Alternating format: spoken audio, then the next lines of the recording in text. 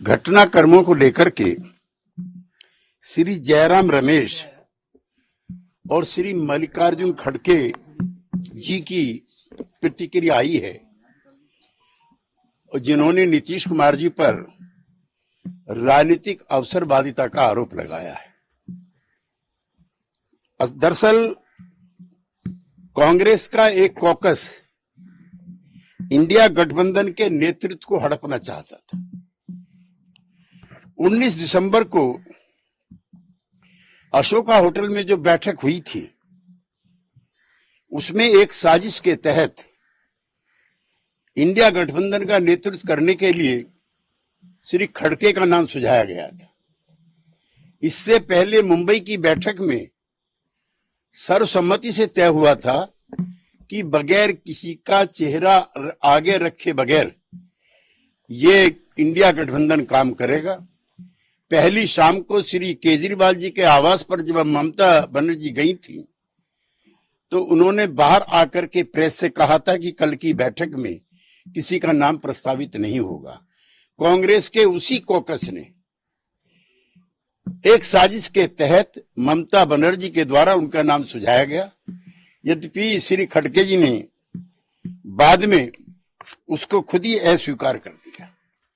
दरअसल जितनी भी गैर कांग्रेसी क्षेत्रीय दल हैं, चाहे वो लोक दल हो, चाहे सपा हो, चाहे बसपा हो, चाहे जेडीयू हो, चाहे आरजेडी हो, चाहे ममता बनर्जी की पार्टी हो, चाहे शरद पवार जी की पार्टी हो, ये सब दल कांग्रेस पार्टी से लड़ करके भारत की राजनीति में इन्होंने एक अपना स्थान बनाया है।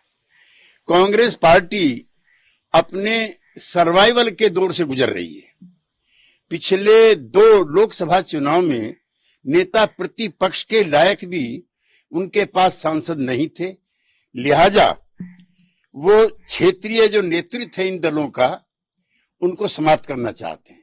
वो इनके विकास में रोड़ा है और उन्होंने सिस्टमेटिक तरीके से इस लड़ाई को लंबा खींचने का काम किया जो टिकट बंटवारे का था। हम मुंबई से भी और उससे पहले भी कहते रहे हैं कि सीटों का बंटवारा जल्दी होना चाहिए। वो भारतीय जनता पार्टी की ताकत को कम करके आंक रहे हैं या फिर उनको जानकारी नहीं है। हम उनके साथ रहे हैं। ग्रास रूट पे उनका काम है। साधन संपन्न पार्टी है। प्रधानमंत्री की लोकप्रियता है। उससे लड़ने के लिए जिस तरह का तामझाम होना चाहिए किसी गठबंधन के पास, उसका नितांत अभाव इंडिया गठबंधन के साथ था। और कैसे ये नेतृत्व हड़पना चाहते हैं उसका सबसे बड़ा उदाहरण है जो कांग्रेस के राज है। हरियाणा, हिमाचल, उत्तराखंड, राजस्थान, मध्य प्रदेश, छत्तीसगढ़, तेलंगाना, कर्नाटका और आसाम में किसी भी पार्टी के साथ सीटों की कोई तालमेल नहीं होगी। यहां पर कांग्रेस पार्टी अकेले लड़ेगी और जो क्षेत्रीय दलों के द्वारा जो अर्जित की गई राजनीतिक भूमि है, उस पर डाका डालने के लिए डिस्प्रोपोर्शनेट तरीके से हिस्सेदारी मांग रहे हैं।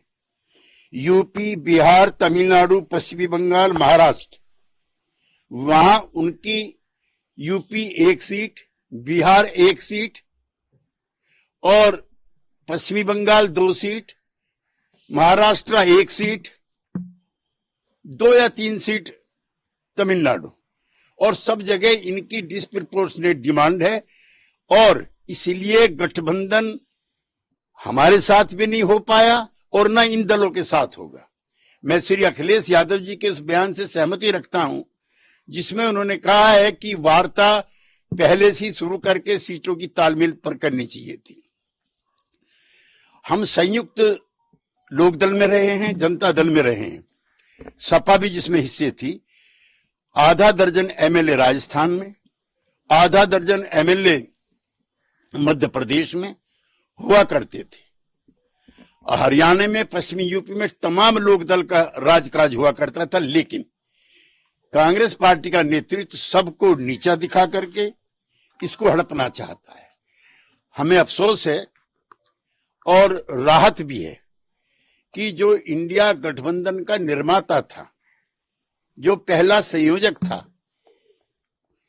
आज उन्होंने और जनता दल यू ने इस गठबंधन से अपने आप को अलग कर लिया है और एनडीए के गठबंधन में हम आज से शामिल हैं। 27 सितंबर 2022, अब से 1.5 साल पहले, चौधरी देवीलाल जी की जयंती थी हिसार में। उसमें मैं भी नीतीश कुमार जी के और तेजस्वी यादव जी के साथ उपस्थित था। जितने भी वहां पर नेता थे, सबसे नीतीश कुमार जी ने निजी तौर पर हाथ जोड़ करके निवेदन किया था कि कांग्रेस पार्टी को इस गठबंधन में शामिल करो। हमें अफसोस है कि हमने कांग्रेस पार्टी को देश की राजनीति में एक्सेप्टेबिलिटी दिलवाई। ये पार्टी अछूत हो चुकी थी। आम आदमी पार्टी, ममता बनर्जी की TMC, Samajwadi party of Akhilesh Yadav और के चंद्रशेखर राव की पार्टी, इन सब ने गैर कांग्रेसी, गैर बीजेपी मोर्चे बनाने के प्रयास किए थे। इसी प्रस्ताव को लेकर के चंद्रशेखर राव पटना गए थे नीतीश कुमार जी को समझाने के लिए, उनको अपने पक्ष में लाने के लिए। नीतीश कुमार जी ने तब भी चंद्रशेखर राव जी से कहा था कि कांग्रेस पार्टी को रखो। ये सिर्फ नीतीश कुमार थे, जनता दल यू था, जिसकी वजह से इंडिया गठबंधन बना और कांग्रेस पार्टी को भारत की राजनीति में पुनः स्थापित करने का और सम्मान दिलाने का काम हमने किया। हमें अफसोस है कि जो कांग्रेस पार्टी का जो कॉकस था, उसकी षड्यंत्रकारी भूमिका से आज हम मुक्त हुए हैं। गिरगिट से तुलना कर रहे हैं नीतीश कुमार को जयराम रमेश। मैं तो प्रारंभिक संबोधन में ही उनकी आलोचना कर चुका हूं कि किस प्रकार उन्होंने हमारे साथ बिट्रे किया। तो क्या जैसा कह रहे हैं कि सारा दोष कांग्रेस के ऊपर है, आपके आरजेडी से कोई दिक्कत नहीं थी? आरजेडी से स्थानीय स्तर पर कुछ मामलों को लेकर के दिक्कत रही, लेकिन गठबंधन जो टूट रहा है वो कांग्रेस पार्टी की हठ धर्मिता की वजह से टूट रहा है। और मैं अपने राजनीतिक अनुभव जो मेरा 50 साल का है, उसके आधार पर मैं कह सकता हूं, इनका गठबंधन ना टीएमसी से होगा, इनका गठबंधन ना सपा से होगा, और बहुत दिक्कतें आएंगी महाराष्ट्र में भी और तमिलनाडु में। तो जो ये सारे कंसर्न्स थे कांग्रेस को लेकर के, तो जब मीटिंग हुई थी तो काफी दिन बीत चुका है, कभी क्या कन्वे नहीं किया गया था नीतीश कुमार के द्वारा या आपकी पार्टी? उनका काम करने का एक भिन्न तरीका था। सितंबर के बाद वो 4 महीने के लिए फिर गोल हो गए। नीतीश कुमार जी ने प्रयास करके पटना में मीटिंग बुलाई, उसके बाद 4 महीने के लिए फिर गोल हो गए, उसके बाद फिर बेंगलुरु में मीटिंग बुलाएगी, 4 महीने के बाद फिर गोल हो गए, फिर मुंबई में मीटिंग बुलाई गई, 4 महीने के बाद फिर गोल हो गए। तो उनका काम करने का एक तरीका है कि जो गैर कांग्रेसी दल कांग्रेस के साथ काम करना चाहते हैं, वो कांग्रेस की शर्तों पे काम करें। तो क्या ये जो अलायंस है केवल लोकसभा चुनाव को लेकर के है? नहीं, ये लोकसभा और इस अलायंस में को हम पहली बार नहीं है, ये लोकसभा के लिए फिर विधानसभा के लिए। कपिल सिब्बल कह रहे हैं कि पहले राम राज्य इन अयोध्या, मतलब अयोध्या में राम राज्य की बात करते हैं बीजेपी, लेकिन अब आया राम गया राम की बात बिहार में नजर आ रही है। वो तो खुद कांग्रेस पार्टी छोड़ करके कांग्रेस के खिलाफ चुनाव लड़ चुके हैं, उनको कहने की क्या मतलब, ये जरूरत है? उप मुख्यमंत्री पर क्या कहेंगे? नहीं, वो देखिए, ये आज इतने भर के लिए है जो जयराम रमेश जी ने और मल्लिकार्जुन खड़गे जी ने जो कमेंट किए हैं, ये है। अब शाम को ओथ हो जाने दीजिए, उसके बाद कल भी बात करेंगे, परसों बात करेंगे। आपको मतलब आरजेडी से कोई परेशानी नहीं थी? जो नहीं, मैंने ये नहीं कहा। मेरा जो संबोधन है, जो मेरा एड्रेस है, आपके साथ कन्वर्सेशन है, वो जयराम रमेश और मल्लिकार्जुन खड़गे ने जो वक्तव्य जारी किया उसको लेकर। Thank you very much. Sir, एक बार बस प्रतिक्रिया इस पर दे दीजिए, जो अभी मौजूदा जैसे इस्तीफा दे दिया, जो भी शेयर अभी आप कर सकें उस चीजों को लेकर। मैं सिर्फ उसी तक अपनी बात सीमित रखना चाहता हूँ। ये सारा घटनाक्रम पटना में है और पटना में आपकी टीम जो है गेट के बाहर खड़ी हुई है। सर, आखिरी सवाल, आपने स्टेट्स का बताया, आपने अलग अलग स्टेट्स का बताया कि यहाँ पर कोई अलायंस नहीं होगा, तो महाराष्ट्र में अभी फिलहाल कांग्रेस की क्या स्थिति है? अलग अलग एक सीट है कांग्रेस पार्टी की और वो शायद 25 सीटों पर क्लेम कर रहे हैं। और आखिरी बार जब इंडिया अलायंस की मीटिंग हुई थी वर्चुअली, तब कन्वीनर को लेकर बातचीत हुई थी, तब ये कहा जा रहा था कि नीतीश कुमार जी का नाम आगे रखा था, उसके बाद राहुल गांधी ने कुछ और कहा, कांग्रेस पार्टी का कुछ अलग रवैया रहा, इस पर क्या? बोल चुका, उसका जिक्र कर चुका है सोका होटल की जो प्रेस कॉन्फ्रेंस थी, किस तरह एक साजिश के तहत खड़के जी का नाम रखा गया।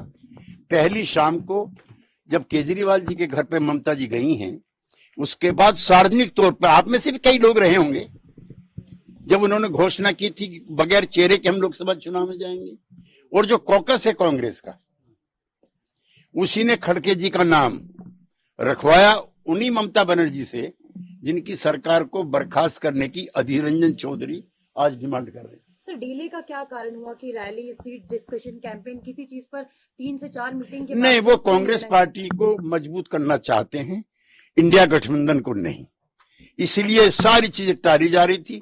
पदयात्रा की गई, उसके उद्देश्यों को लेकर के हमें कोई दिक्कत नहीं, लेकिन पदयात्रा के जरिए वो समूचे विपक्ष को कांग्रेस के झंडे के नीचे लाना चाहते थे। वो ममता बनर्जी को हुक्म दे रहे हैं कि फलानी तारीख को आइए, वो नीतीश कुमार को हुक्म दे रहे हैं कि फलानी तारीख को आइए, वो शरद पवार को हुक्म दे रहे हैं कि फलानी तारीख को शामिल हुए, जैसे कि हम कांग्रेस पार्टी के कार्यकर्ता हूं। ये भी हमको कबूल नहीं था, लिहाजा नीतीश कुमार जी ने 1 सप्ताह पहले ही घोषणा कर दी थी कि वो इस रैली में नहीं जाएंगे। सर, लेकिन अभी वो इस तरह से बता रहे हैं कि सब कुछ ठीक है। बिहार को अगर अलग रख देते हैं, वहां पर मल्लिकार्जुन खड़गे ने ममता बनर्जी को पत्र लिखा है, तो अभी उसको लेकर भी प्रतिक्रिया दे दी। आप 1-2 दिन के बाद फिर मिलो।